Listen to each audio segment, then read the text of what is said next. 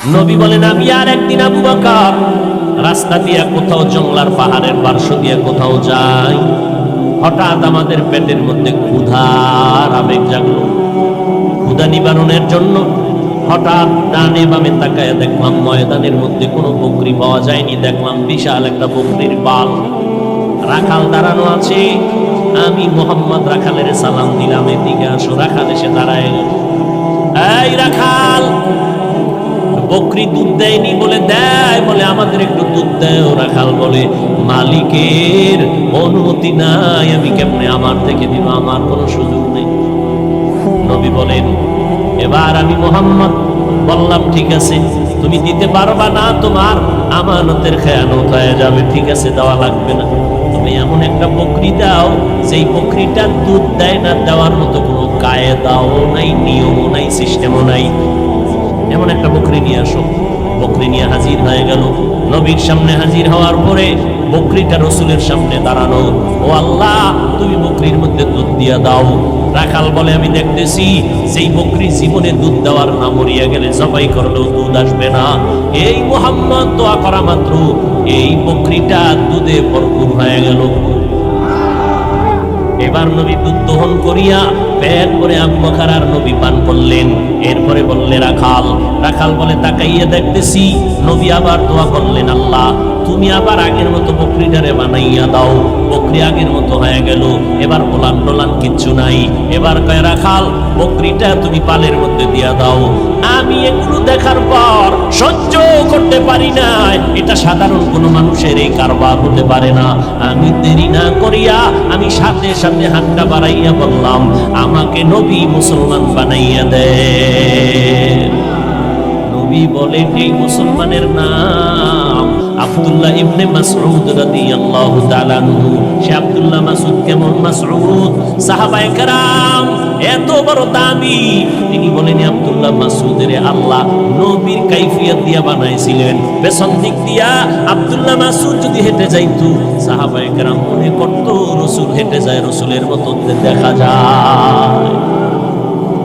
আব্দুল্লাহ ইবনে মাসউদ রাদিয়াল্লাহু তাআলা এইভাবে এক এক করে কালেমাওয়ালা মুসলমান হয়ে গেলেন। আল্লাহ নবী বলেন আমার আদর্শ এত সুন্দর, আমার আদর্শের মতো উত্তম আদর্শ জমিনের কারো নাই, কারণ দুনিয়াওয়ালা মানুষের আদর্শ না পাক। আর আমি মুহাম্মদ 63 বছরের জীবনে একটা মিথ্যা কথা বলি নাই। ও দুনিয়ার মানুষ, একজন নেতার নাম বলো যেই নেতা জীবনে মিথ্যা বলে নাই। আসেনি কোনো নেতা? কয়েকদিন জীবন কেন বয়ানের আগেও মিশা কইয়া বয়ানে ঢুকছি, আবার বের হইয়া মোবাইলের দ্বারা মিশা কথা শুরু করব। এই গজবের মোবাইলে এত পরিমাণ মিথ্যা কথার জিকির উঠাইয়া দিল, চর্চা করাইল, মনে হয় যেন জাহান্নামের ফ্যাক্টরি হাতের মধ্যে লইয়া দৌড়াইতেছি। আল্লাহর নবী জীবনে একটা মিথ্যা কথা বলেন নাই।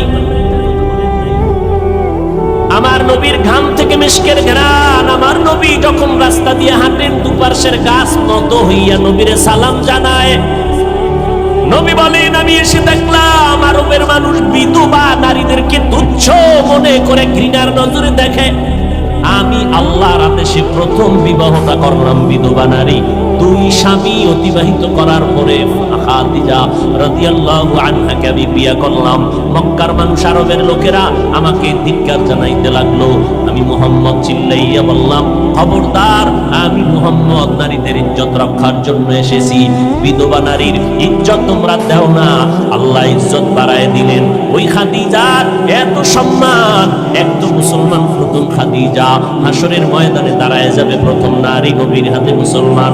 নবী বলেন শুধু তাই না, আমার যত সন্তান, 3টা ছেলে সন্তান খাদিজার গর্ভ থেকে আসলো।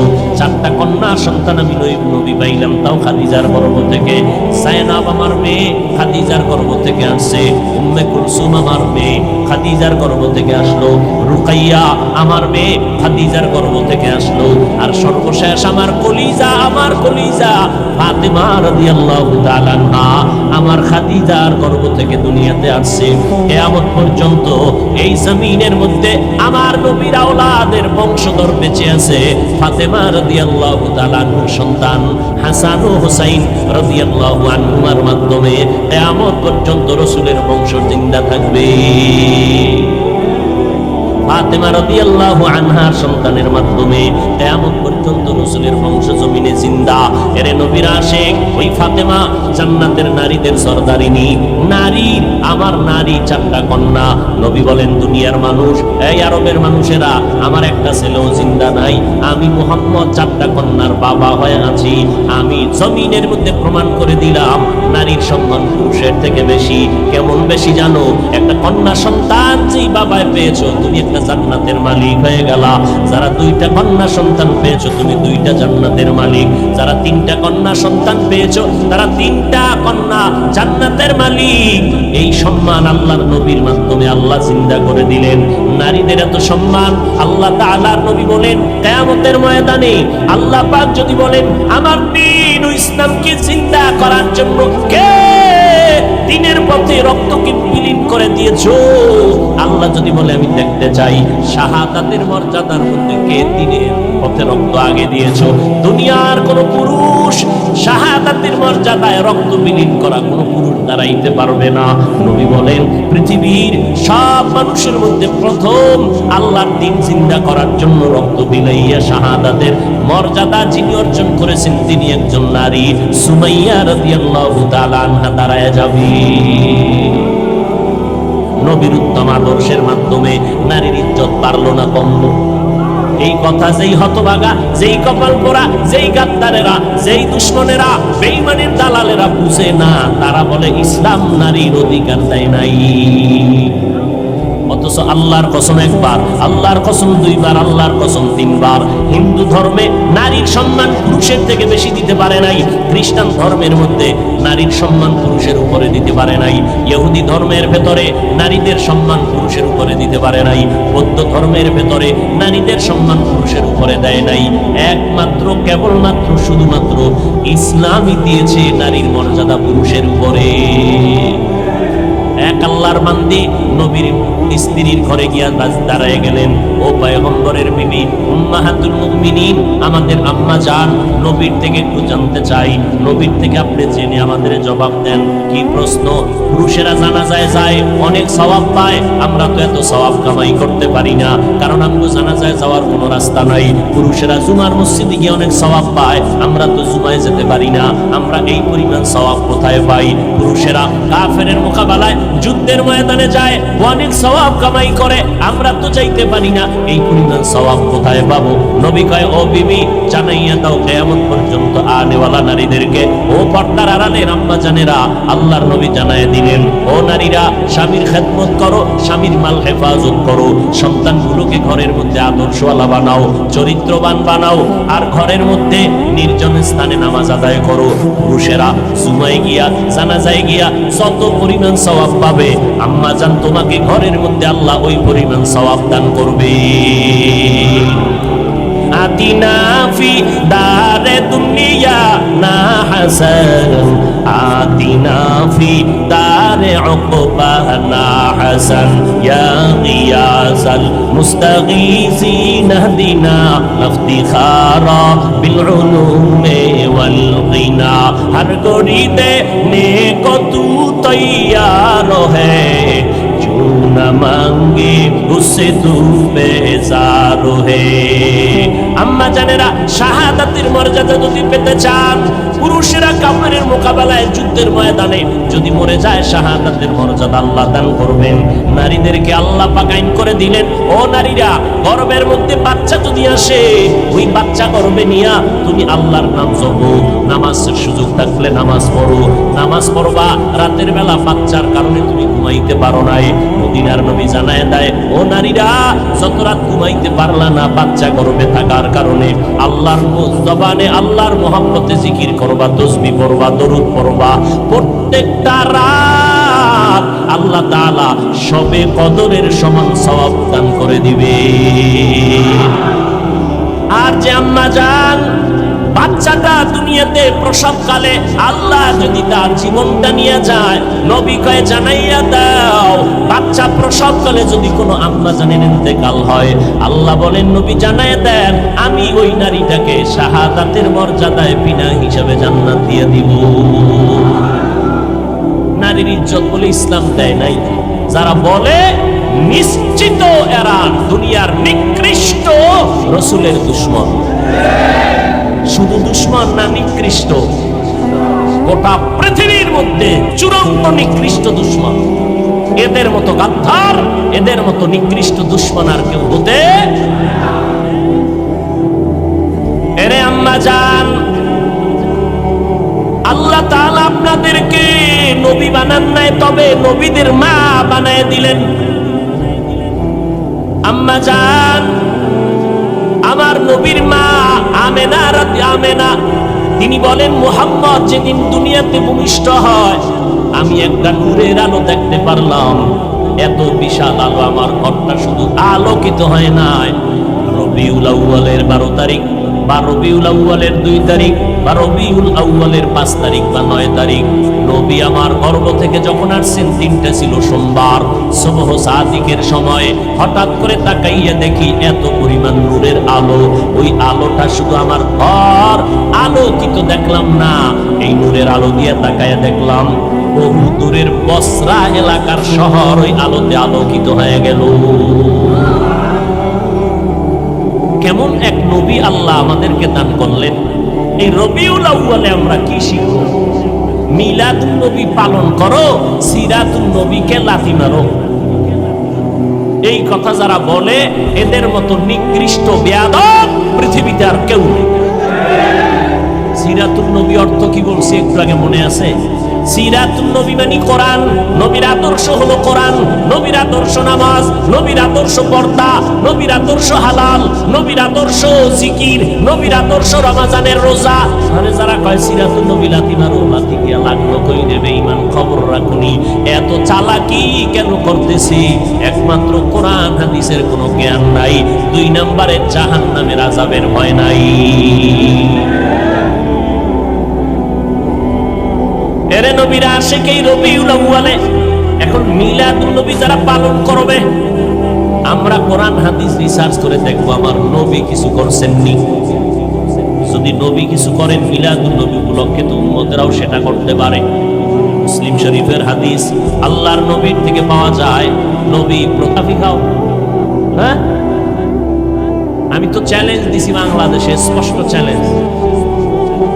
পৃথিবীর কোন হাদিসে কোন সাহাবী, ইমাম আবু হানিফা, ইমাম শাফিঈ, ইমাম আহমদ বিন হাম্বল, ইমাম মালিক, 4 মাযহাবের 4 ইমাম, ইমাম বুখারী, ইমাম তিরমিজি, ইমাম মুসলিম, পৃথিবীর কোন হাদিসে যদি কেউ দেখাইতে পারো রাসূলকে সালাম দেওয়া, ইয়া নবী সালামু আলাইকা, ইয়া রাসূল সালামু আলাইকা, ইয়া হাবিব সালামু আলাইকা কইয়া কোন সাহাবী রাসূলকে সালাম দিবেন, একটা জয়ীফ হাদিসও যদি দেখাইতে পারো, ওদিন থেকে তোমার গোলাম হয়ে যাবে। আবু হানিফাও এই সিস্টেমে কোনোদিন সালাম দেননি। তুমি আবু হানিফার মাযহাব মানো, এটা ভাই লাগো। ইমাম শাফি দেন নাই, ইমাম বুখারী দেন নাই, ইমাম মালিক দেন নাই, ইমাম আহমদ বিন হাম্বল দেন নাই। তাহলে সালাম আল্লাহর নবীর কেমনে দিবা? ও বাবা তুমি বানাও কেন? আমার আল্লাহ নিজেই শিখাইয়া দিয়েছেন কেমনে সালাম দিবা। আসসালামু আলাইকা আইয়ুহান নাবিয়্যু। মেরাজের রাতে আমার আল্লাহ নবীরে সালাম দেওয়ার নিয়ম শিখাইলেন। আল্লাহ যেইভাবে নবীরে সালাম দেয়, উম্মতেরা তোমরা ওইভাবে সালাম দাও। কয় কি? কয় নবীরে সালাম শব্দ বলবা আগে, তারপরে বলবা নবীর নাম, নবীরে সম্বোধন করবা, এরপরে আসসালামু ক্বাবলাল কালাম, সালাম দিবা কথার আগে। ভাইজান কেমন আছেন? সালাম আলাইকুম না, না, আগে বলবা সালামু আলাইকুম ভাইজান কেমন আছেন, সালামু আলাইকুম আম্মাজান কেমন আছেন, সালামু আলাইকুম আব্বাজান কেমন আছেন। আব্বাজান কেমন আছেন সালাম আলাইকুম, এটা সুন্নত না। সুন্নত কি? সালাম আগে দাও। আল্লাহ পাক ওই মেরাজের রাতে আমার নবীর সালাম দিলেন, আত্তাহিয়াতু লিল্লাহি ওয়াস সালাওয়াতু ওয়াত তাইয়্যিবাতু আসসালামু আলাইকা আইয়ুহান নবী। আল্লাহ আগে সালাম দিলেন, তারপরে বললেন আইয়ুহান নবী, নবী নবী শব্দটা বললেন পরে, সালাম দিলেন আগে। এবার মেরাজের কথা বাদ, আপনারা যারা মক্কায় গিয়া হজ করেন, হজে গেছেন হাজি সাহেবরা, মদিনার রওজায় গিয়া যখন আল্লাহর নবীর সালাম জানান, সালামের যত কিতাবাতি আছে, হজের যত কিতাব আছে, গিয়া দেখবেন ওখানে সালামের সিস্টেম কি, আসসালাতু ওয়াসসালামু আলাইকা ইয়া রাসূলুল্লাহ, আসসালাতু ওয়াসসালামু আলাইকা ইয়া হাবিবাল্লাহ, আসসালাতু ওয়াসসালামু আলাইকা ইয়া শাফিআল মুজনিবিন, আসসালাতু ওয়াসসালামু আলাইকা ইয়া রাহমাতাল লিল। বোবায় গেছেন না পণ্ডিত সাহেব সব। রবিউল আউয়ালে জিলাপির মিষ্টি গরম, ইয়া নবী কইব আর গরম গরম মিষ্টি খাইব। এই নবীর আসে আল্লাহ হেদায়াত দান করুন। আরো জোরে বলেন। তাহলে নবী মিলাদুন নবী উপলক্ষে কি রাখতেন? আপনারা তো আহলে হাদিস ভাইরা বলবে আমরা সহিহ হাদিস ছাড়া মানি না, এটা তো মুসলিম শরীফের হাদিস। এবার যাবো, নবী বলেন আমি দুই কারণে সোমবার দিন রোজা রাখতাম। এক কারণ আমি জন্ম হয়েছি সোমবার, আমি রোজা রাখি, মিলাদের শুকর আদায় করি। দ্বিতীয় কারণ আল্লাহ যেদিন আমাকে কোরআন নাজিলের উদ্বোধন করেছেন জিবরাইলের মাধ্যমে, ওই দিনটাও ছিল সোমবার। আমি কোরআন নাজিলের সোমবার দিন রোজা রাখার মাধ্যমে কোরআন নাজিলের দিনটার শুকর আদায় করি। তাহলে মিলাদুন নবী উপলক্ষে নবী কি রাখছেন? উম্মতেরা যদি মিলাদুন নবী কিছু পালন করতে চাও, মুহাব্বতে নবীর রোজা রাখো, নবীর আমল রোজা। সোমবার দিন রোজা রাখবা, 12ই রবিউল আউয়াল আর 13 রবিউল আউয়াল, কোনো তারিখের ভেদাভেদ নাই, তারিখ বাদ দাও। নবীর দিন ঠিক রাখবা, সোমবার দিন ঠিক রাখবা। এটা 12 হোক আর 4 হোক, কোনো টেনশন নাই। সোমবার দিন রোজা রাখবা, হয় শুধু রবিউল আউয়ালে, হয় না 12 মাস রোজা রাখবা। নবীও রোজা রাখছেন 12 মাস, সোমবার দিন। কারণ নবী বুঝাইয়া দিলেন মিলাদুন নবী শুধু বছরে একবার না, 12 মাস মিলাদের আমল করুন। কি শুধু রবিউল আউয়ালের 1 মাস মিছিল দিয়া গেলি কই, 11 মাসে খুঁজেও পাওয়া যায় না। রবিউল আউয়ালের 12 তারিখ বাজার গরম, বাকি 11 মাস গেলা কই বলো? মদিনার নবী প্রত্যেক সোমবার রোজা রেখে প্রমাণ করে দিলেন আমার মিলাদে খুশি একদিন হলে চলবে না, আমার মিলাদের খুশি থাকতে হবে 12 মাস। আমরা সামনে আয় না বললো, কারণ ধরা খায় যায় করি যারা ধর্মীয় জ্ঞান থেকে দুর্বল, এদেরকে দিয়ে ধোকা দেয়। দেখেন নবী নামাজ পড়লেন, রোজা রাখ, ওরাও দিন রোজা তো দূরের কথা, ফজরের নামাজ নাই, বেপরদা হইয়া এরপরে মিছিল, গলায় ফুল, ঘোড়ার গাড়ি বানাইয়া কত বাজে উদ্ভট উল্টা পাল্টা কাজ করে, আর কোনো সীমানা। আল্লাহ হেদায়াত দান করে। কি নবী মিলাদের বিরুদ্ধে বললাম? শুরুতেই বলেছি মিলাদ আমরা মানি কি মানি না। তবে আর একটা কথা, আপনারা ঢাকার শহরের অলিতে গলিতে পোস্টার দেখছেন, পোস্টার সাইয়্যিদুল আইয়াদ 90 দিন মাহফিল। কি হইব? আরে ভাই 90 দিন ওয়াজ হবে রাজারবাগ শরীফে। কথা হয় না? কি শরীফ? রাজারবাগ। কত বাগি জমিনের মধ্যে, দেওয়ানবাগি, রাজারবাগি, কুতুববাগি, কত বাগি বাই রয়েছে জমিনে।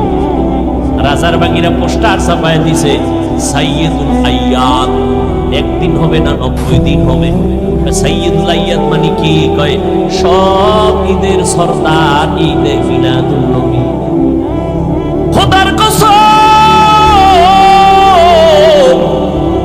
কোরআন শরীফের যত তাফসীর আছে, হাদিস শরীফের যত ব্যাখ্যার কিতাব আছে, আমাদের আহলে সুন্নাত ওয়াল জামাতের আলেমদের যত কিতাব আছে, আবু হানিফার পক্ষ থেকে যত কিতাব আছে, একটা কিতাবের পৃষ্ঠা খুলে যদি দেখাইতে পারো মিলাদুন নবী শব্দের আগে ঈদ লেখা আছে, ঈদে মিলাদুন নবী শব্দটা একটা লাইনে লেখা আছে, যদি দেখাইতে পারো ওই দিন থেকে আমরাও পালন করব। ধান্দাবাজি কয়দিন?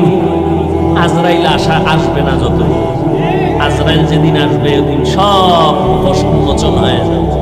আল্লাহ হেদায়াত দান করুন।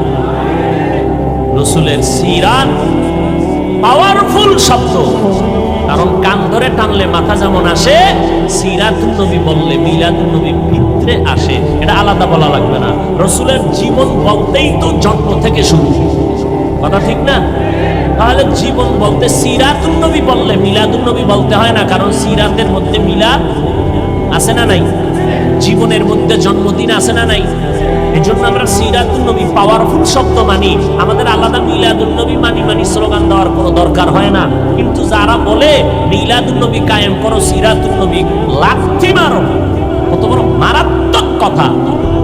ভাই আমাকে হিংসা করো, অমুক পিসাবরে করো, সেটা পিসাবেরে গালি দাও, আমারে দাও, তুমি রসুলের শানের শব্দ নিয়ে কেন কটাক্ষ করো? আল্লাহ হেদায়াত দান করুন। ভাইরা আমার, পয়গম্বরের আদর্শ, উত্তম আদর্শ নিয়ে আসলেন।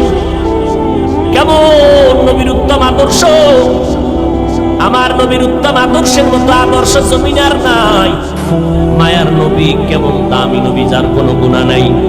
আম্মা জানা এসে বলেন, নবীর ঘাম বোতলের মধ্যে ভরে রাখতাম আমরা, মাঝে মাঝে নবীর ঘাম আতর হিসাবে ব্যবহার করতাম। কেমন মায়ার নবী আমার! নবী একদিন হাঁটতেছেন, নবী তো একদিক দিকে তাকায় হাঁটতেছেন, নজর নিচে, কিন্তু কানের মধ্যে আওয়াজ আসতেছে, পেছনে যারা কারা হাঁটতেছে। দেখেন না, এমপি সাহেব আসবে, চেয়ারম্যান আসবে, দলে সাঙ্গ ভাঙ্গ আছে না নাই? ভাব অন্যরকম। আমি বক্তা হয়ে আসছি, আমার খাদেম খুদ্দমের অভাব নাই, গাড়ি হাঁকাইয়া আসলাম। মদিনার নবী যাচ্ছেন কোথাও, পেছনে আওয়াজ আসতেছে, সাহাবায়ে কেরামের দল আছে। নবী জায়গায় বসে পড়লেন, সাহাবায়ে কেরাম বসে পড়লেন। সাহাবায়ে কেরাম জিজ্ঞাসা করলেন, নবী বসলেন কেন? বুঝতে পারি নাই। হয় তোমরা আমার পেছনে হাঁটো, মানুষ মনে করবে আমি কত জানি দামি, আমার দবদবা আর কত শান শওকাত। আমি এটা দেখানোর জন্য দুনিয়ার মধ্যে আসি নাই। আল্লাহ পাক আমাকে চূড়ান্ত আদব শিক্ষা দিয়েছেন। আদাবানি রব্বি ফাআহসানা তাদিবি, আল্লামানি রব্বি ফাআহসানা তালিমি। আল্লাহ আমাকে আদব শিখাইছেন, আমি দবদবার সাথে হাঁটবো না, আমি ভাবসাব নিয়ে চলবো না, আমি একা একা চলবো। ওই নবীর আদর্শে করা হযরত ওমর, অর্ধ জাহানের খলিফা, যেই ওমর আমার নবীর গর্দান কাটার জন্য দৌড়ায়, ওই ওমর নবীর হাতে কালামা পড়ে এতটা দামি হয়ে গেল। সেই ওমর রাস্তা দিয়ে যখন হাঁটে, শয়তান ওই রাস্তায় চলে না। একটা মিনিট চিন্তা করে দেখেন, কেমন মানুষ ওমর! এটা মানুষ না অন্য কিছু, যে শয়তান তারে ভয় পায়। যেই শয়তান আল্লাহর সামনে চালাকি করলো, আর সেই শয়তান ওমরের দেখলে দৌড়। কেমন ওমর! পাওয়ার কি? কয় মোহাম্মদের পাওয়ার।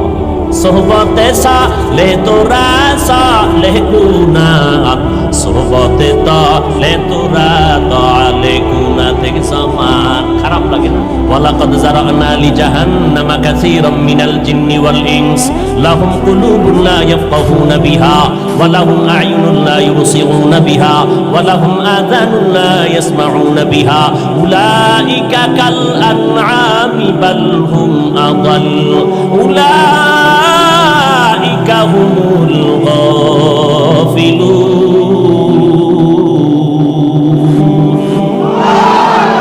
আল্লাহ বলেন, অধিকাংশ মানুষ জাহান্নামী। অধিকাংশ মানে কম না বেশি?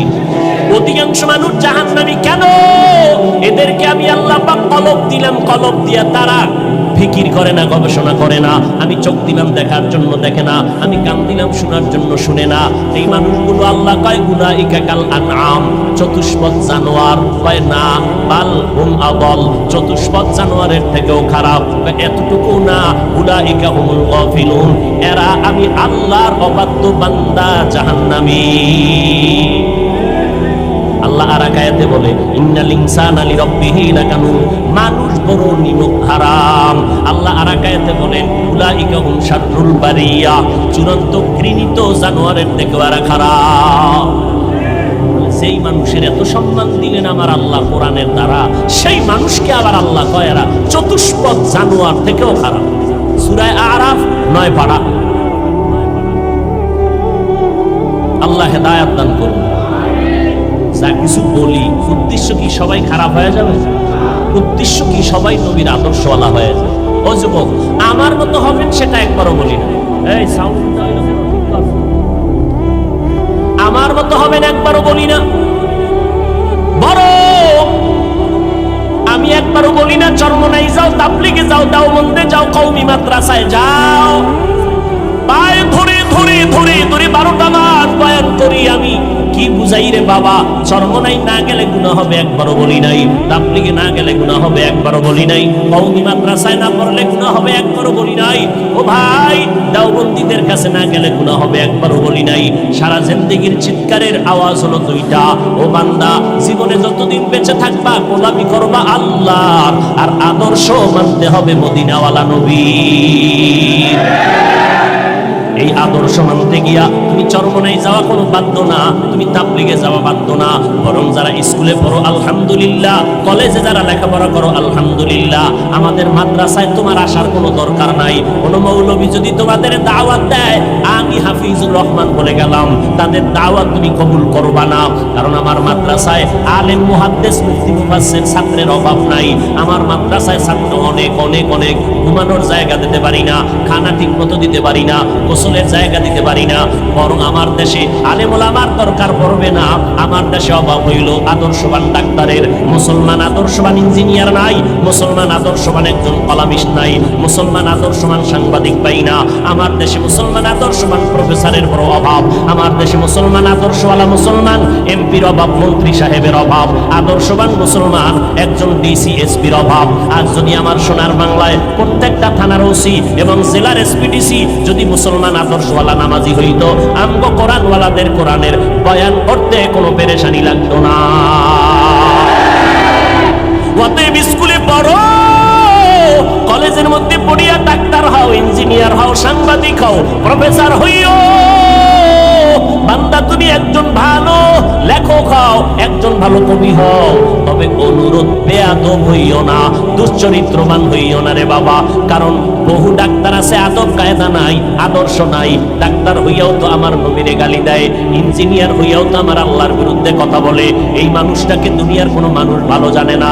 ও পর্দার আড়ালের আম্মা জানেরা, আপনাদেরকে বলতেছিলাম, আগেও বলেছি, আপনারা যদিও নবী না, তবে নবীদের মা, আলেমদের মা, সাহাবায়ে কেরামের মা, আপনারা জান্নাতের নারীদের সরদারিনীর বোন, হাজেরা নবীর নবীর মেয়ে ফাতেমা রাদিয়াল্লাহু আনহার মতো নারী, খাদিজা রাদিয়াল্লাহু আনহার মতো নারী, আয়েশা রাদিয়াল্লাহু আনহার মতো নারী। কিয়ামতের দিন চারজন মহিলার জন্য জান্নাতের 8টা দরওয়াজা খোলা দেওয়া হবে। 8টা দরওয়াজা দিয়া প্রত্যেক দরজায় ডাকবে, আসো আসো তাড়াতাড়ি জান্নাতের মেহমানখানায় আসো। কয়জন নারীরে ডাকবে? 4জন নারীকে ডাকবে। এর মধ্যে একজন হবে ঈসা নবীর মা মারিয়াম আলাইহিস সালাম, যিনি জান্নাতের মধ্যে আমার রাসূলের সাথে বিবাহের ব্যবস্থা হয়ে যাবে। ওই জান্নাতের ময়দান থেকে 8 দরওয়াজা হাসরের ময়দানে ডাকবে। 4জন নারীর জন্য 8টা দরওয়াজা খোলা। প্রথম দরওয়াজা থেকে 8ম দরওয়াজা পর্যন্ত সব দরওয়াজা থেকে আওয়াজ আসবে, দারোয়ানেরা বলবে, আসো মেহমানখানা তৈয়ার হয়ে গেল। কোনো হিসাব নাই, সূর্যের আলো টালো দেখার দরকার নাই, দ্রুত জান্নাতের মধ্যে ঢুকে যাও। একজন বিবি মারিয়াম আলাইহিস সালাম, ঈসা নবীর আম্মা জান, কি পরিমাণ কষ্ট দিছিল আম্মা জান মারিয়াম আলাইহিস সালামকে। এত পরিমাণ কষ্ট, খেজুর গাছের সাথে বেঁধে কি পরিমাণ বেত্রাঘাত করেছিল বেঈমানেরা।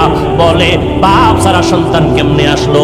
ঈসা নবী মায়ের কোলের মধ্যে পয়সা জবাব দিয়েছিল। আল্লাহ তাআলা ঈসা নবীর জবান খুলে দিয়েছিলেন শিশুবেলায়। আল্লাহ তাআলা ঈসা নবীকে অল্প বয়সে কিতাব দান করেছিলেন।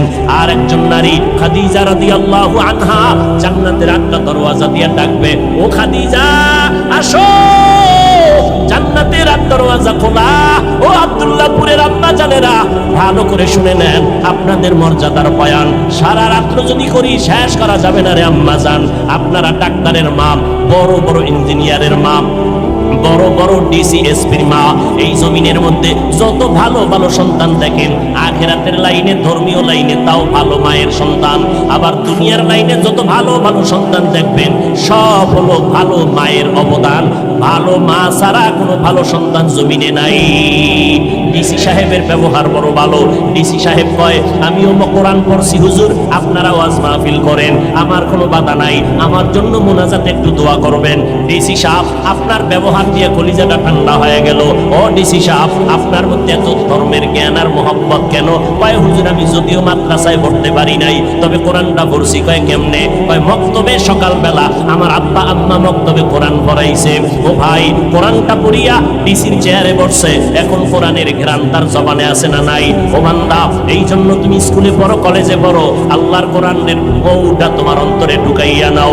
কারণ কোরআনের একটু বাতি যার সিনার মধ্যে থাকবে, ও যদি এসপির চেয়ারে বসে, ওখান থেকেও কোরআনের ঘ্রাণ আসবে। নাস্তিক আর বেঈমানেরা আলেমদের লিস্টি করবে দূরের কথা, চিন্তাও করার সাহস কোনোদিন পাবে না। এর যুবক, অনুরোধ করে বলি, বিগত জীবনে অন্যায় করেছো, তওবা করো। রবিউল আউয়াল থেকে শিক্ষা গ্রহণ করো। ও আল্লাহ, নবীর আদর্শ জীবনে আর কত অবহেলায় কাটায় দিলাম, আর নবীর আদর্শ কোনোদিন ছাড়ব না। ও আম্মা জানেরা, দুইটা সন্তান ভালো বানাইয়া কবরে যান, আপনার সন্তানের আদর্শ দেখে কলিজা ঠান্ডা হবে। এলাকার মানুষ দোয়া করবে, মুরব্বীরা দোয়া করবে। ও মা, ঘরের মধ্যে স্বামীর মাল হেফাজত করেন, সন্তানগুলোকে আদর্শওয়ালা বানান। তার মানে এইটা না আপনার সন্তানের ডাক্তার বানাইবেন না, এটা কিন্তু বলি না রে আম্মা জান। ডাক্তার বানান, আমার মতো হুজুর বানানোর দরকার নাই, আমার মতো পাগড়িওয়ালা বানানোর দরকার নাই। বরং 5 বেলার নামাজ জানো পড়ে, স্কুলে কলেজে পড়ুক আর চাকরি করুক, ব্যবসা করো। ও যুবকেরা, মা বাবার দোয়া নিয়ে সামনে আগাও। কারণ আমি হাফিজুর রহমান, আজকে চেয়ারের মধ্যে বয়ান করার যোগ্যতা নাই, ইলম আমল দিয়ে বাহাদুরি করার কায়দা নাই। আমার মা বাবার অবদান আর দোয়ার কারণে, চোখের পানির কারণে আজকে তুমি টাকা পয়সা বাড়ি গাড়ির মালিক হয়েছো। খোদার কসম, মা বাবার চোখের পানি ছাড়া হতে পারো নাই। ও পরীক্ষার্থী ছেলে মেয়েরা, আজকে পরীক্ষায় তুমি ভালো নাম্বার পাইতেছো, তুমি মনে করছো তোমার নিজের ক্রেডিট। না না না, মা বাবার চোখের পানি আর দোয়া। তুমি জানো না, তুমি গ্রাম থেকে ঢাকার শহরে পড়ার জন্য আসছো, তোমার মা ভাড়া বাসা নিয়েছে তোমার পরীক্ষায় রান্না কইরা দেওয়ার জন্য। ওই মা যখন শুনে তোমার পরীক্ষা চলতেছে, ওই মা কিন্তু ঘুমায় না। রাতের বেলা জায়নামাজে বসিয়া মা চোখের পানি ছেড়ে দোয়া করে, আল্লাহ আমার ছেলেটারে তুমি কামিয়াবি দান করে দাও। ওই মায়ের দোয়ার কারণে আজ তুমি পরীক্ষায় ভালো নাম্বার অর্জন করেছো। পর্দার আড়ালের মা বোনদেরকে বলবো, আপনারাও পর্দানিশী হয়ে যান, আল্লাহর মোহাব্বত নিয়ে চলেন। কয়দিন আর দুনিয়ার মধ্যে বাহাদুরি করবেন, কয়দিন আর দুনিয়াতে হায়াতের গ্যারান্টি দিবেন। ও আম্মা জান, আজকে সন্তান নিয়ে বাহাদুরি করেন, স্বামীর মাল নিয়ে বাহাদুরি করেন। একদিন আজরাইল যখন এসে যাবে, সাদা কাপড়ের প্যাকেট বানাইয়া কবরে নিবে, তখন আপনার সন্তানেরা মা মা বলে ডাকবে, কোনো আওয়াজ হবে না। ওই কবরে যখন যাবেন, কে নারী কে পুরুষ কোনো ভেদাভেদ নাই, কে মাওলানা কে মুফতি সাহেব ভেদাভেদ নাই, কে পীর কে মুরিদ কোনো ভেদাভেদ নাই, কে ডাক্তার কে ইঞ্জিনিয়ার কোনো ভেদাভেদ নাই, কে বক্তা কে শ্রোতা ভেদাভেদ নাই। সবার বেলায় 3টা সাদা কাফন হবে, মা বোনদের বেলায় 5টা সাদা কাফন হবে। ওই কবরের সাইজও হবে এক। কবরের মধ্যে রাখার পর প্রশ্ন করবে, সবার বেলায় 3টা প্রশ্ন, কারো বেলায় আলাদা কোনো প্রশ্ন করা হবে না। আমাকে যেই প্রশ্ন করা হবে, আপনাদেরকেও সেই একই প্রশ্ন করা হবে। রবের পরিচয় দাও, ধর্মের পরিচয় দাও, রহমাতুল্লিল আলামিনের পরিচয় দাও। আল্লাহর নবী বলেন, দুনিয়াতে যারা রবের গোলামি করে কবরে যাবে, এরা কবরে গিয়া জবাব দিবে, রব্বি আল্লাহ, আমার রব একমাত্র আমার আল্লাহ। দুনিয়াতে যারা ইসলাম মেনে চলবে, কবরে গিয়া জবাব দিবে, দীনিয়াল ইসলাম, আমার ধর্মের নাম ইসলাম। দুনিয়াতে যারা নবীর সুন্নতের মালা গলায় লাগাইয়া চলবে, অযুবকেরা, বৃদ্ধ বাবাজিরা, পর্দার আড়ালের আম্মা জানেরা, আঙ্গুলের নখগুলো কেমনে কাটবেন, সেখানেও নবীর সুন্নত যারা মেনে চলবে। চুলগুলো কেমনে রাখবেন, সেখানেও বিশ্ব নবীর আদর্শ যারা মেনে চলবেন। জুতাগুলো কেমনে পরবেন, সেখানেও নবীর সুন্নত যারা মেনে চলবেন। মসজিদে কেমনে ঢুকবেন বের হবেন, বাথরুমে কেমনে ঢুকবেন বের হবেন, সেখানেও নবীর সুন্নত যারা মেনে চলবেন। খানা খাইতে বসবেন কেমনে, সেখানেও নবীর সুন্নত। হাত দুইটা কেমনে ধুইবেন, সেখানেও নবীর সুন্নত।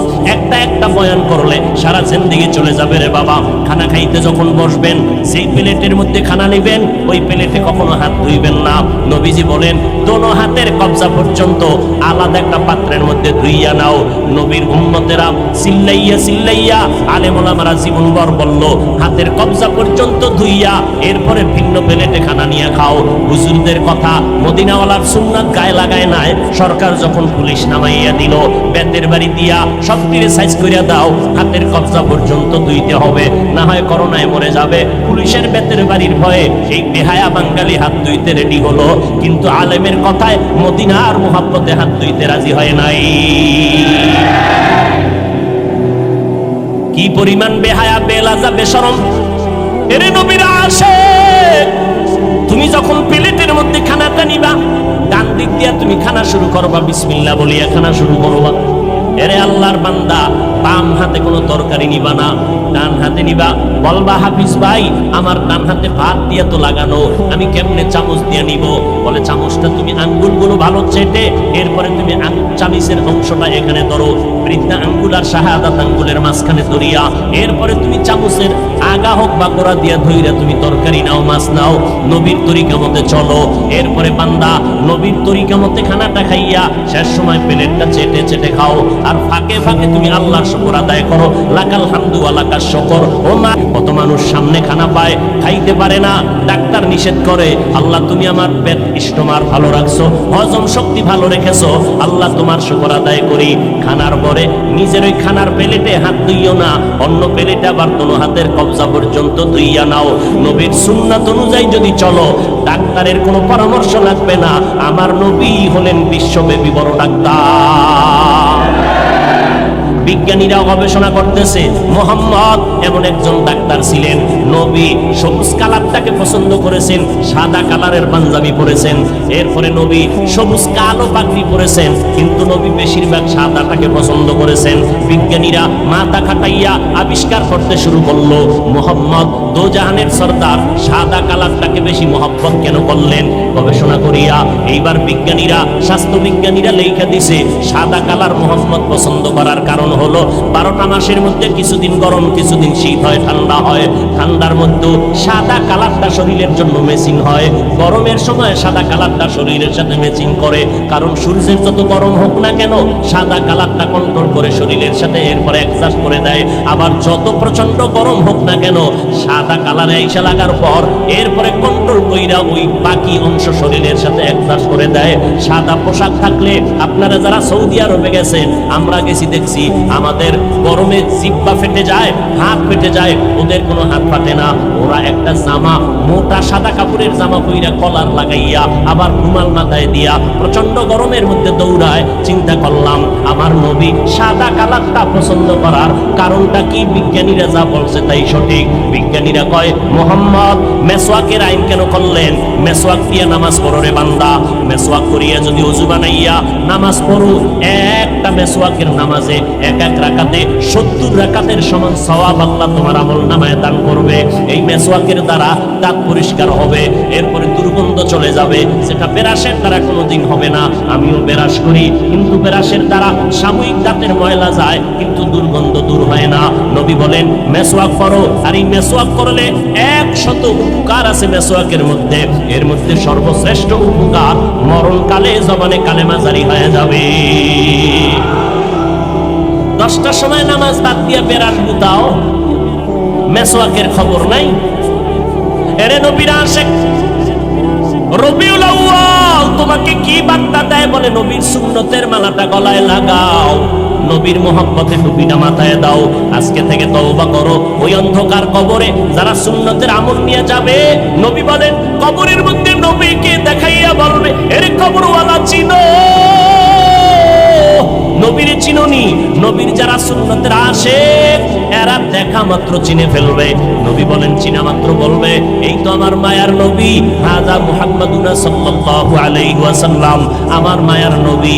এই নবীরে দেইখা দেখতে পারি নাই, তবে আলেমের কণ্ঠে বয়ান শুনিয়ে টুপি পরলাম, নামাজ পড়লাম।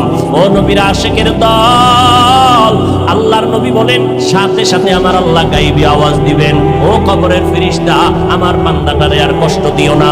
দুনিয়াতে আমার বান্দা কম কষ্ট করে নাই, রাতের বেলা ঘুমাইতে পারে নাই, যখন পশু পাখি ঘুমায় গেল, নদীর মাছ ঘুমায় গেল, আমার বান্দা বান্দি ঘুমায় গেল, গাছের পাতা পর্যন্ত নীরব হয়ে গেল, পশু পাখিরাও ঘুমায়, জঙ্গলের মধ্যে কোনো কোলাহল নাই, সব জায়গায় আওয়াজ বন্ধ। ওই সময় আমার এই আশেক বান্দা সুন্দর করিয়া ওযু বানাইয়া জায়নামাজে বইসা সিজদায় পড়ে পড়ে কান্না করেছে, আর আমি আল্লাহর দরবারে দোয়া করেছে, আমি আল্লাহর মহব্বতে জিকির করেছে। এখন আর কষ্ট দিও না, তাড়াতাড়ি কবরে বেহেশতের বিছানাটা দিয়া দাও, কবরটাকে 3.5 হাত রাখবা না, বড় একটা বালাখানা বানায়া দাও, জান্নাতের সাথে রাস্তা খুলে দাও। আমার বান্দা এখন ঘুমাবে, কিয়ামত পর্যন্ত আরামে ঘুমাইতে থাকবে, কেউ ডিস্টার্ব করবে না রে ফেরেশতা। নবী আফসোস করে বলে, এ যুবকেরা, আজকে কি মনে করতেছো আমরা টুপিদারির কারণে বুঝি বোকা হইয়া গেছি? আল্লাহর কসম, আমাদের মাথা নষ্ট হয় নাই। টুপিটা মাথায় দিলে মাথা গরম হয়, এটা তোমার থেকে আমি কম বুঝি না, এরপরও টুপি কেন ফালাই না? দাড়িটা লম্বা করার কারণে যৌবনের ভাব চলে যায়, তোমার থেকে কম বুঝি না, এরপরও দাড়িটা কেন ফালাই না? লম্বা জামা গায়ে দেওয়ার কারণে শরীরটা গরম লাগে, এরপরও কেন জামা ফালাই না? তোমার থেকে কম বুঝি না রে বাবা। সব কিছু বুঝার পর কেন এত কষ্ট করিয়া নামাজ পড়ি, কেন টুপিটা মাথায় রাখলাম? আজকে যদি আমি তোমার মতো স্বাধীনভাবে প্যান্ট শার্ট টাই লাগাইয়া দাড়িটা কামাইয়া মাস্তানি ভাব নিয়ে রাস্তায় সন্ত্রাসী করতাম, বহু টাকাওয়ালা সন্ত্রাসীরা আমারে ভাড়া কইরা নিয়ে ব্যবহার করত। কিন্তু না রে বাবা, চিন্তা করে দেখলাম, আল্লাহর কোরআন পড়লাম, নবীর কথা দেখলাম, একটা কথা মিথ্যা নাই। কত বেঈমানেরা আল্লাহর কোরআনে ভুল বের করার জন্য পাগল হইয়া হন্যে হয়ে দেখলো, আজও পর্যন্ত একটা ভুল বের করতে পারে নাই, বরং বহু বেঈমানেরা কালেমা পড়ে মুসলমান হয়ে গেল। কয়দিন আর দুনিয়ার বাহাদুরি, ওই চেয়ারম্যান সাহেব কত বাহাদুরি করে, 5 বছর পরে আর বাহাদুরি থাকে না, এমপি সাহেবের বাহাদুরি থাকে না, আমার মাওলানা গিরির বাহাদুরি, ও বাবা যেদিন চক্ষু বন্ধ হয়ে যাবে ওই দিন সব বাহাদুরি বন্ধ হয়ে যাবে, আমাকে সবাই কবরের দেশে নিয়ে যাবে, আমার আপনজনেরা গায়ের গেঞ্জিটা পর্যন্ত প্লেট দিয়ে কেটে রাখবে। ও আল্লাহর বান্দারা, তুমি আর কয়দিন বাঁচবা? মনে করছো 25 বছর বয়স, আরো 25 বছর বাঁচবা। তোমার এক বন্ধুর নামটা তুমি জানোনি? Michael Jackson. একটা গান গাইলে, ইংলিশে গান গাইতো, $40 হাদিয়া পাইতো। ওই মাইকেল জ্যাকসন কণ্ঠশিল্পী আমেরিকার, একটা গান গাইয়া গাইয়া জনসমুদ্র যখন পরিণত হয়ে গেল, মাইকেল জ্যাকসন চিন্তা ভাবনা করে দেখলো, আমার টাকা পয়সা আর ভক্তবৃন্দের অভাব নাই, আমার নাকি একবার মরা লাগবে, তবে আমি আমার ইচ্ছা মতো মরতে চাই। বলে কেমন মরবি? মাইকেল কয়, আমি 150 বছর পর্যন্ত জমিনে জিন্দা থাকবো, এর আগে আমি মরতে চাই না। 150 বছর পর্যন্ত বেঁচে থাকার জন্য মাইকেল জ্যাকসন যত ব্যবস্থা নেওয়া দরকার নিল। 20 জনের উপরে ডাক্তার তারে অল টাইম পাহারা দেয়, একটা খানা শতবার চেক করে খায়। মাইকেল জ্যাকসনের চেহারাটা বাঁধাই করে নিল, যেন যৌবন ছুটে না যায়, খালি হাতে কারোর সাথে সাক্ষাৎ দেয় না, জীবাণু যেন ঢুকে আমার মৃত্যুর মুখে ফালাইয়া না দেয়। এই মাইকেল এত কিছু ব্যবস্থাপনা করলো, 150 বছরের আগে সে মরবে না। আল্লাহ কয়, আমার সিদ্ধান্ত কেউ রদ করার ক্ষমতা নাই, আমি আল্লাহ সিদ্ধান্ত করে নিলাম। এই মাইকেল 150 বছরের বাঁচার তাগিদ দিয়া এবার প্রস্তুতি নিয়ে চলতেছে, সিকিউরিটি গার্ড নিয়ে চলতেছে, শরীরের মধ্যে কোনো বাতাস, কোনো ধুলাবালু লাগায় না, কমপ্লিট সুট নিয়ে বাংলা দুনিয়ার জমিনে চললো।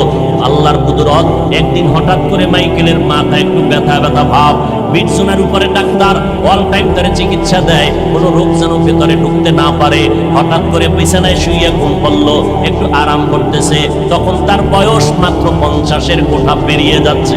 এমন সময় ডাক্তারেরা চতুর্পার্শ্বে পাহারা দেয়, মাইকেল 50-এর কোঠার পরে বেরিয়ে বিছানায় যখন ঘুমাইয়া গেল, হঠাৎ করে ডাক্তারেরা দীর্ঘ টাইমের পরে মাইকেলকে যখন সজাগ করতে চায়, শরীরটার মধ্যে টাচ করে দেখে মাইকেলের পুরো শরীর বরফের মতো ঠান্ডা, কাঠের মতো শক্ত হয়ে গেল। ডাক্তারেরা চিৎকার দিয়া কয়, মাইকেল আর জমিনের মধ্যে জিন্দা নাই, আমরা অনুভব করলাম না মাইকেলের জীবনটা কখন চলে গেল।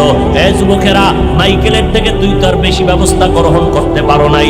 আল্লাহ যেই যৌবন দিছিল, যেই শক্তি দিছিল, মোবাইল চালাইয়া নিজে ইচ্ছা করিয়া সেই পার্স গুলো নষ্ট করলি। তোর পায়ে 2টা হাত দিয়া বলছি, বাবা হাসিয়া হাসিয়া কথা উড়াইয়া দিস না, বালিশে মাথা লাগাই একটু চিন্তা কর, আজকে মোবাইলটা চালাইয়া চোখের পাওয়ারটারে নষ্ট করে ফেলেছো রে বাবা।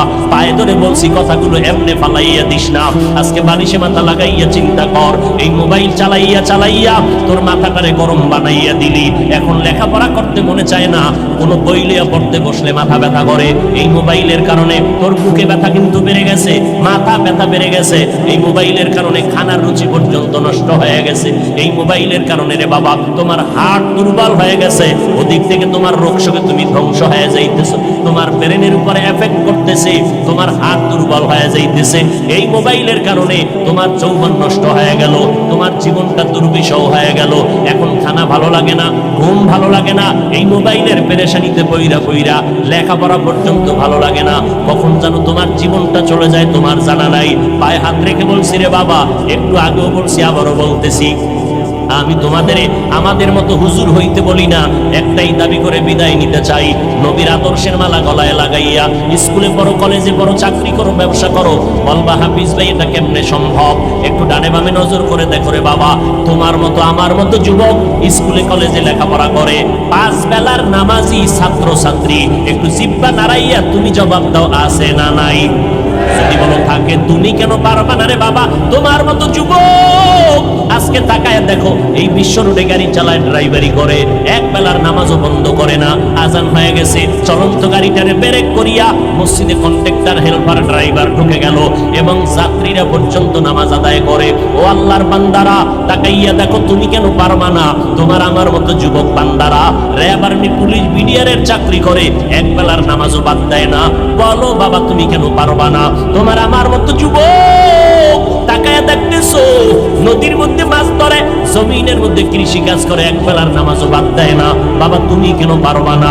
এই আব্দুল্লাহপুর বলো, ঢাকার শহর বলো, তোমাদের এই জমিনের মধ্যে কত হাজার হাজার ব্যবসা করে টাকাওয়ালা, 1 টাকাও হারাম খায় না, দাড়িও কাটে না, নামাজও বাদ দেয় না। এই রকম ব্যবসায়ী লোকের অভাব নাই। বলো বাবা, তুমি কেন পারবা না? তোমার আমার মতো আল্লাহর বান্দা, এমপি, মন্ত্রী, চেয়ারম্যান, মেম্বার, উকিল, ব্যারিস্টার, প্রফেসর, ইঞ্জিনিয়ার, সাংবাদিক, সাহিত্যিক, 5 বেলার নামাজি অভাব নাই। বলো তুমি কেন পারবা না? আমার মনটা বলে, আল্লাহ বুঝি তোমার গুনার কারণে বেজার হয়ে গেল, না জানি তোমার মা বাবার পর্দ তোমার কপালে লেগে গেল, কারণ তুমি মা বাবাকে কষ্ট দিয়েছো, আল্লাহ তোমার উপরে বেজার হয়ে গেছে। এই যে মোবাইলটা নিয়ে ফেসবুকে কত আলেমের বিরুদ্ধে লেখালেখি করিয়া তুমি বরদোয়া কামাই করতেছো, আলেমের হাত উঠাইয়া বরদোয়া করা লাগবে না।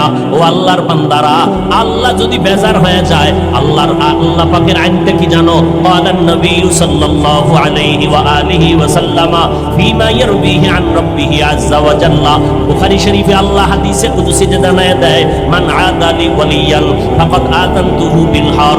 ও নবী, জানায় দেন আমার আল্লাহর কথা, যারা আমার ওলি, আমার বন্ধু, আল্লাহ ওয়ালাদের সাথে দুশমনি করবে, আমি আল্লাহ তাদের সাথে যুদ্ধ করার জন্য তৈয়ার।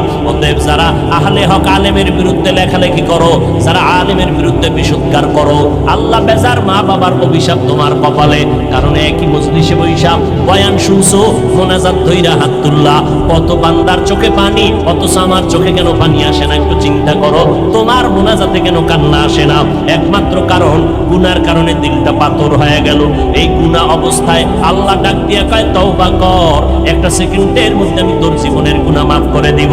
কিন্তু যদি গুনাহ নিয়ে তওবা না করিয়া ওই কবরের মধ্যে চলে যাও, মদিনার নবী বলেন 3টা প্রশ্ন তোমাকেও করা হবে। রবের পরিচয় দাও, ধর্মের পরিচয় দাও, রাহমাতুল লিল আলামিনের পরিচয় দাও। নবীজি বলেন, যারা গুনাহ নিয়ে কবরে যাবে, তারা একটা প্রশ্নের জবাব দিতে পারবে না, বলবে হা হা লা আদরি, আমি কিছুই জানি না, বড় আফসোস। নবীজি বলেন, সাথে সাথে আমার আল্লাহ গায়বী আওয়াজ দিয়া রাগান্বিত হইয়া বলবেন, ও কবরের ফেরেশতা, এই নাফরমানকে আর কোনো সুযোগ দেওয়া হবে না। আমি দুনিয়াতে কম সুযোগ দেই নাই রে ফেরেশতা। আমার দেওয়া পানি, আমার দেওয়া বাতাস, আমার দেয়া সূর্যের আলো, আমার দেয়া চাঁদের আলো, আমার দেয়া নদীর মাছ, আমার দেয়া গাছের ফল, আমার দেয়া জমিনের ফসল খাইয়া এই নাফরমান একবারও আলহামদুলিল্লাহ বলে নাই, একবারও আল্লাহর শুকর আদায় করে নাই। ওলামায়ে কেরাম পায়ে ধরে ধরে নামাজের দাওয়াত দিত। এই বান্দা আজান শুনিয়া নাফরমান এক বেলার নামাজও মসজিদে গিয়ে আদায় করে নাই। এখন আর দেরি নাই, এই বেঈমানের কবরে জাহান্নামের বিছানাটা দিয়া দাও, জাহান্নামের সাথে রাস্তা খুলিয়া দাও, জাহান্নামের আগুন কবরটা ভরে দাও। একটা না, দুইটা না, 70 থেকে 99টা সাপ কবরে আসবে। মদিনার নবী বলেন, আল্লাহ তাআলা রাগান্বিত হইয়া কবরের মাটিকে ডেকে বলবেন, এরে কবরের মাটি, এই নাফরমান গুনাহগারকে 2 পার্শ্ব থেকে জোরে জোরে চাপ দাও, এত জোরে চাপ দিবে পাজরের হাড়গুলো চুরমার হয়ে যাবে। ও যুবকেরা, একটু চক্ষু বন্ধ করে কবরের আযাবের কথা চিন্তা কর। ওলামায়ে কেরামের কথা মিথ্যা মনে করিও না রে বাবা, আল্লাহ ওয়ালাদের কথা মিথ্যা মনে করিও না। লক্ষ লক্ষ নবীরা মিথ্যা বলেন নাই, লক্ষ লক্ষ সাহাবায়ে কেরাম মিথ্যা কথা বলেন নাই, কোটি কোটি ওলামায়ে কেরাম মিথ্যা কথা বলতে পারেন না। এখনো সময় আছে, তওবা করে নাও। মনে মনে আমার আল্লাহকে ডাকো আর বলো, হে মালিক, এই ময়দানে আমার মতো গুনাহগার কেউ নাই। আমার গুনার কারণে আমার হাত না পাক, চোখ না পাক, আমার জিহ্বা না পাক, আমার অন্তর না পাক। আমার এই গুনার খবর আমার মা বাবা, ভাই বোন, সমাজের স্ত্রী পরিবার কেউ জানে না রে আল্লাহ। ও আল্লাহ, আপনি জানার পরে রাগ করিয়া পানি বন্ধ করেন নাই, খানা বন্ধ করেন নাই। ও দয়ার মালিক, আমি আজ আপনার দরবারে তওবার নিয়ত করে ফেললাম। দুনিয়াতে যতদিন বাঁচবো আপনিই তো হায়াতের মালিক, ইজ্জতের মালিক। ও আল্লাহ, জীবনে আর নামাজ ছাড়বো না, জীবনে বেপরদায় চলবো না, দাড়ি কাটবো না, ওলামায়ে কেরামের বিরোধিতা করে গুনাহগার হব না, মা বাবার দোয়া নিয়ে চলবো, দেশ ও জাতির বিরুদ্ধে ষড়যন্ত্র করব না, নবীর তরিকার বাহিরে চলবো না রে আল্লাহ। তওবা করার যদি এখনো নিয়ত করো রে বাবা, আল্লাহ পাক এখনই তোমার গুনাহ মাফ করে দিবেন। অন্তর থেকে আমার আল্লাহকে মনে মনে ডেকে ডেকে তওবার কথা বলো। ও মালিক, আমার অন্তরের খবর আপনি ভালো জানেন রে আল্লাহ। এই জীবনে কত গুনাহ করে আবার তওবা করে আবার গুনাহ করেছি। মানুষ আমার সামনে কত পানির বোতল নিয়ে দাঁড়ায়, একটু দোয়া করে ফু দিয়ে দেন, আমার ঘরে কত অসুস্থ রোগী। কিন্তু এই লোকটা যদি জানতো আমি কত বড় গুনাহগার, কখনো আমার সামনে পানি পড়া নিতে আসতো না। ও আল্লাহ, আপনিই তো সম্মানের চেয়ারে বসাইছেন রে আল্লাহ। ও আল্লাহ, কত সম্মান দান করেছে, গুনার কারণে যেন মাহরুম হয় না যাই রে আল্লাহ। ও আল্লাহ, এই ময়দানের দিকে নজর করে দেখেন রে আল্লাহ। আমরা তওবার নিয়ত করে ফেলেছি রে মালিক। ও আল্লাহর বান্দারা, ও পর্দার আড়ালের মা বোনেরা, আল্লাহর কাছে অন্তর দিয়ে তওবার নিয়ত করে নাও। ও আল্লাহ, আমার গুনার খবর আমার মা বাবায় জানলে কেউ আমারে সম্মান করতো না। আমার মা বাপ বোনেরা, ভাই ভাই বোনেরা জানলে, সন্তানেরা জানলে কেউ আমারে ভালো জানতো না।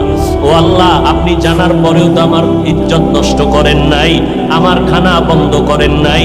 ও আল্লাহ, আজকে গোপনে আবার আপনার কাছে তওবার নিয়ত করলাম।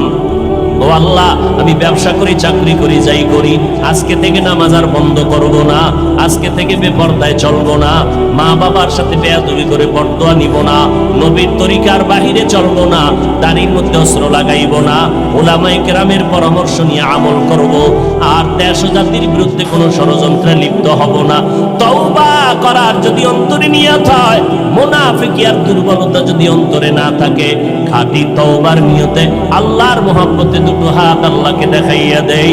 ও দয়ার মালিক, আমরা যারা তওবার নিয়তে হাত তুলেছি, মেহেরবানি করে আমাদের হাতগুলো কবুল করে নেন, তওবা কবুল করে নেন, তওবার উপরে মজবুত হইয়া চলার তৌফিক দান করেন, আমিন। আলহামদুলিল্লাহি রাব্বিল আলামিন, ওয়াসসালাতু ওয়াসসালামু আলা সাইয়্যিদিল আমবিয়াই ওয়াল মুরসালিন। আম্মা জান আয়েশা বলেন, আমি 2000-এর উপরে হাদিস আমি মুখস্থ করে ফেললাম। 2000 বড় বড় সাহাবায়ে কেরাম কঠিন কোন মাসআলায় যদি সমস্যায় পড়ে যাইতেন, আম্মা জান আয়েশার দরবারে যাইতেন, আম্মা জান আয়েশা একটা সমাধান দিতেন, সব সাহাবায়ে কেরাম তা মেনে নিতে বাধ্য হয়ে যাইতেন। আম্মা জান আয়েশার দরবারে নবীজির আদর্শ নিয়ে একদল সাহাবায়ে কেরাম প্রশ্ন করলেন। আম্মা জান আয়েশা নবীজির আদর্শের একটু বয়ান আমাদের করবেন। আম্মা জান আয়েশা পাল্টা প্রশ্ন করলেন, আফা তাকরাউনাল কুরআন, সাহাবায়ে কেরাম আপনারা কি কোরআনুল কারীম তেলাওয়াত করেন না? ক্বালু বালা, বলেন না করি। আম্মা জান আয়েশা বললেন, কানা খুলুকুহুল কুরআন, আল্লাহর কোরআন যা, মদিনাওয়ালা নবীর আদর্শই হলো তা। আল্লাহর কোরআন হলো প্র্যাকটিক্যাল নবীর আদর্শ। এজন্য উলামায়ে কেরাম বলেন, আল্লাহ কোরআন নাজিল করছেন দুইটা। একটা কোরআন হলো থিওরিক্যাল কোরআন, আর একটা কোরআন হলো প্র্যাকটিক্যাল কোরআন। থিওরিক্যাল কোরআন আজ আমাদের সামনে আছে, প্র্যাকটিক্যাল কোরআন 63 বছর পরে বিদায় নিয়ে চলে গেছেন। নবী বলেন, বিদায় বেলা দুইটা জিনিস রেখে গেলাম, ধরে রাখো, কোনদিন কোনো বিপদে তোমরা পড়বে না। এক নম্বরে কোরআন কারীম, দুই নম্বরে আমি রাসূলের সুন্নাত। দুই জিনিস রেখে নবী বিদায় নিয়ে চলে গেলেন। কিয়ামতের আগে আমার নবী আর দাওয়াত দিয়ে উম্মতের সামনে আসবেন না। উম্মতেরা দুইটা জিনিস তোমরা ভালো করে আঁকড়ে ধরো, এক নম্বরে কোরআন, দুই নম্বরে পয়গম্বরের সুন্নাত। বলেন, এক নম্বরে কি? দ্বিতীয়, ভালো করে বলেন। এক নম্বরে, আবার দ্বিতীয়। সুন্নতের আওয়াজ আসতে হয় কেন? কয় জিনিস রেখে গেলেন? এক, দ্বিতীয়, সুন্নাত। আমরা আগে বলতাম কি কোরআন আর হাদিস, কোরআন আর নবী কি বলছেন, কোরআন হাদিস না সুন্নাত? নবী কয় সুন্নাত, আপনি কোরআন হাদিস বলেন কেন? যদি কেউ না যাই না বলে, মূর্খতার কারণ। আর জেনে শুনে যদি বলে, বুঝতে হবে ডাল মে কুছ কালা হয়। নবী বলেন দুই জিনিস রেখে গেলাম, কোরআন আর কোরআন হাদিস। প্রশ্ন, নবী কেন কোরআন হাদিস বলেন নাই? তার কয়েকটা জবাব। এক নাম্বার জবাব, নবী কোরআন আর হাদিস না বলে কেন সুন্নতের কথা বললেন? তার এক নাম্বার জবাব, কোরআন বললে হাদিস বলার কোনো প্রয়োজন হয় না, কারণ হাদিস হলো কোরআনের ব্যাখ্যা। কোরআন বুঝতে হলে হাদিস লাগবে। কান ধরে টান দিলে মাথা যেমন চলে যায়, কোরআনের কথা বললে ভেতরে হাদিস পাওয়া যায়, কারণ হাদিস না বুঝলে কোরআনের ব্যাখ্যা বুঝবে না। নাম্বার দুই, আল্লাহর নবী হাদিস কেন বলেন নাই? কারণ জগতের সব উম্মতেরা রাসূলের লক্ষ লক্ষ হাদিস কোনোদিন আমল করতে পারবে না। কিয়ামত পর্যন্ত যদি হায়াত বাড়াইয়া দেওয়া হয়, দুনিয়ার কোন উম্মতেরা লক্ষ লক্ষ নবীর হাদিস এক জায়গায় এক টেবিলে জমাও করতে পারবে না, কোনোদিন আমলও করতে পারবে না। আমল করাটাও জরুরি না। নবীর উম্মতেরা হাদিস আমল করবে না, আমল করবে সুন্নাত। লক্ষ লক্ষ হাদিস কোন মানুষের দ্বারা কি এক জায়গায় জমা করা সম্ভব? বাংলাদেশে কোন মাদ্রাসায় গিয়ে বলবেন যে হুজুর আপনার মাদ্রাসায় যেই পরিমাণ হাদিসের কিতাব আছে, বোধহয় কি মনে হয় পৃথিবীর আর কোথাও আলাদা কোনো হাদিসের কিতাব নাই, সব এখানে আছে? বলবে না, এছাড়াও বহু কিতাব আছে। লক্ষ লক্ষ হাদিসের কিতাব এক জায়গায় জমাও করা সম্ভব নয়। দুনিয়ার কোনো মানুষ এই হাদিসগুলো একা একা জীবন দিয়া পড়তেও পারবে না। লক্ষ লক্ষ হাদিস জীবনে মোতালাও করতে পারবে না, আর আমলও করার কোনো সুযোগ। আমল করবে কি? সুন্নাত। এবার নবী সুন্নতের কথা বলে 3 নাম্বার ব্যাখ্যা দিলেন। মানুষরে হাদিস মানতে গেলে কিতাব লাগতো, কিতাব দিয়ে হাদিস বুঝে